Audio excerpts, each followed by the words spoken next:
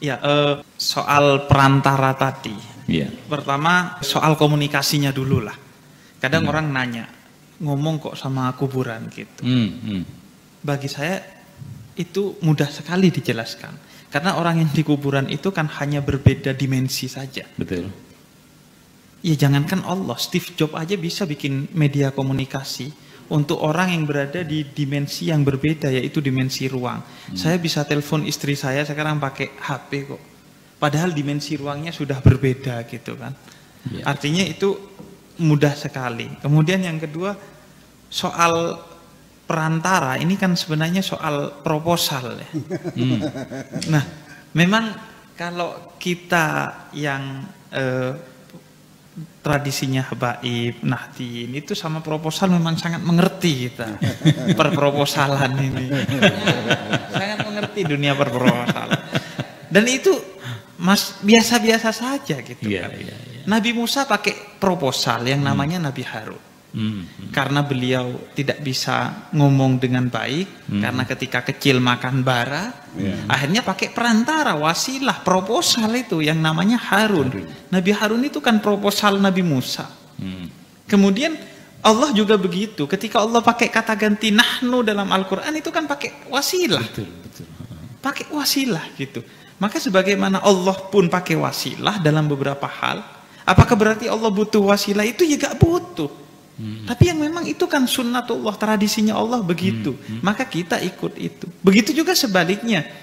Allah bilang, in kuntum tuhibbunallah fattabi'uni yuhibbukumullah. Kalau kamu mau ke saya, mencintai saya, lewat syariatnya Nabi Muhammad. Loh, ngapain pakai syariat Nabi Muhammad? Tapi ya itu kan ketentuan dari Allah. Allah pengennya kita pakai proposal. Jadi itu ke kubu, ini ujung-ujungnya kalau dipertanyakan kan ujung-ujungnya syafaat juga akan dipertanyakan. Ngapain pakai syafaat gitu.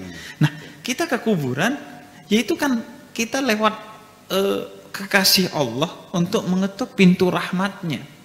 Karena bahkan amal pun itu kan wasilah. Buya tadi sempat singgung, kita masuk surga kan bukan karena amal kita. Tapi amal itu mengetuk pintu rahmatnya Allah, rahmat Allah yang memasukkan kita ke surga. Artinya soal perproposalan ini saya kira ya memang itu sunnatullah. Ketentuan dari Allah, proposal itu menjadi sangat penting. Di dunia penting, ya di akhirat juga penting proposal ini. Kira-kira kan begitu. Kemudian yang kedua juga, kenapa kita melalui para kekasih Allah itu, dan proposal ini jelas aturannya. Karena itu beberapa ulama misalnya ya, tidak memperbolehkan mencium batu nisan. Karena itu bagian dari menjaga agar kita terus menyadari bahwa kita hanya melalui mereka, bukan minta kepada mereka. Bahkan kalau kita ke makam-makam Wali Songo itu kan pasti ada tulisannya tuh, jangan minta ke kuburan. Pasti ada aja tulisan seperti itu. Itu kan untuk mengingatkan kita, kesadaran kita. Walaupun ya itu sebenarnya inherent dalam diri kita kan, pasti gak minta kepada kuburan lah. Pasti sudah tidak minta kepada kuburan kita. Dan kenapa melalui itu? Karena mereka lebih hidup dari kita. Para wali Allah itu lebih hidup dari kita walaupun mereka sudah mati secara fisik. Ya buktinya Sunan Ampel setiap hari ngasih makan ribuan orang. Ada aktivitas ekonomi ribuan orang. Iya, Sunan Gunung Jati.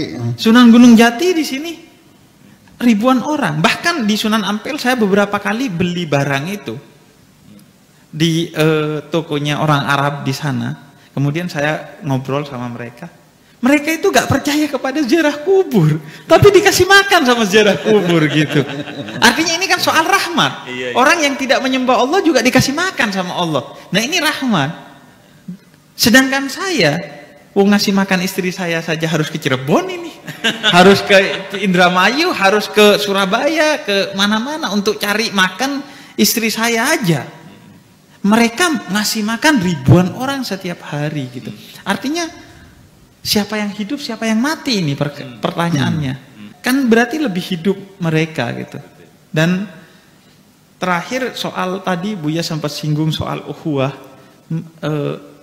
Ukhuwah itu disebutnya kan ukhuwah Islamiyah. Nah, diartikan persaudaraan umat Islam. Padahal kalau menurut saya kan posisinya kan itu sifat dan mausuf kan. Di Al-Qur'annya innamal mu'minuna ikhwatun. Dan sebenarnya uhuwah Islamiyah. Islamiyah itu sifat posisinya secara nahu. Jadi persaudaraan yang bersifat Islami.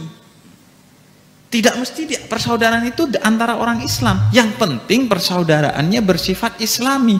Apa itu Islam? Berkemanusiaan, keadilan, cinta, tidak hianat, tidak munafik. Walaupun non muslim, kalau tidak munafik maka persaudaraannya Islami.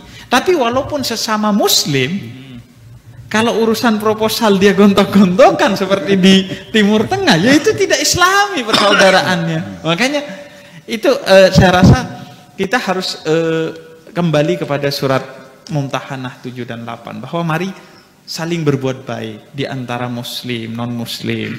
Itu kan identitas yang nanti di akhirat lah urusan dengan Allah. Tapi di dunia ya kemarin dokter gigi saya non muslim gitu. Ya sama, saya minta kesembuhan melalui wasilahnya dokter gigi saya kan, yang dia non muslim gitu. Jadi dalam perkara-perkara itu saya kira kita justru harus fastabikul khairat, bukan fastabikul hak kan. Tidak berlomba-lomba dalam kebenaran. Kalau berlomba-lomba dalam kebenaran repot urusannya nanti. Tapi kebaikan aja. Ayo berlomba-lomba bangun rumah sakit. Ayo berlomba-lomba bangun pendidikan dan lain sebagainya. Jadi menurut saya itu kata kuncinya malam hari ini saya rasa yang saya dapatkan adalah bagaimana membangun cinta itu. Nah, cinta itu yang menyebabkan kita bisa berhubungan meskipun beda agama. Cinta itu yang menyebabkan kita bisa berhubungan walaupun beda alam. Walaupun orang itu sudah meninggal, tapi dengan cinta kita bisa berhubungan. Cinta juga yang menghubungkan kita dengan Allah pada akhirnya. Tidak utamanya pada ritual-ritual itu kan. Kadang ritual yang dilakukan tanpa cinta itu gak ada gunanya. Tadi Buya sempat singgung di sajaknya. Ternyata mereka itu babi, anjing, binatang-binatang. Dan itu Sayyidina Ali Zainal Abidin pernah sahabatnya minta siapa mereka yang bertawaf ini. Kemudian diusap wajahnya, ternyata yang bertawaf itu kebanyakan dari mereka binatang. Tapi ada satu tabi'in yang namanya Ali Al-Muwaffaq, dia tidak pergi ke Ka'bah, tapi dihitung sebagai haji mabrur oleh Allah. Karena dia dana hajinya diberikan ke seorang wanita miskin yang kelaparan dengan 6 anaknya gitu. Artinya itu soal cinta kan.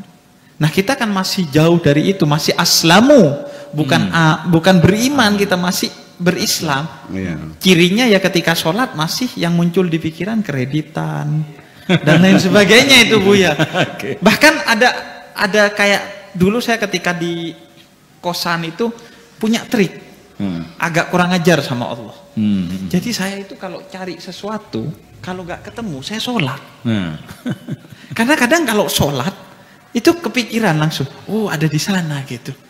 Karena ketika sholat setan akan bantu kita untuk mencari sesuatu dengan mengganggu. Nah ini setan pinter, kita harus lebih pinter dari setan. Ya memang ini sholat sengaja kok buat cari sesuatu. Akhirnya setan kasih tahu. Selesai sholat tapi setan bikin lupa lagi itu barang. Jadi gimana ya?